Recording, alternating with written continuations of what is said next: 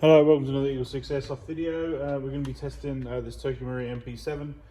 So this one has got standard upgrades, which is the Nineball hop rubber, the Nineball 145mm 6.03 type ball barrel, and it's got the EagleSix custom flat nub in there as well.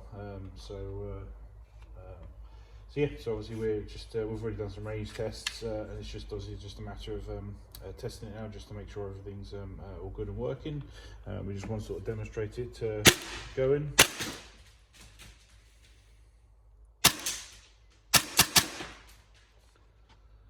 This is on vorsk V8 at the moment.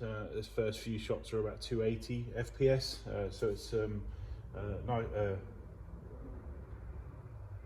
for about 280, and that was on 3.2 ammo, so ever so slightly over this time of year on the V8, but it's now starting to come under on the third and fourth shot, so just bear that in mind obviously when choosing gas, if you know what I mean, in terms of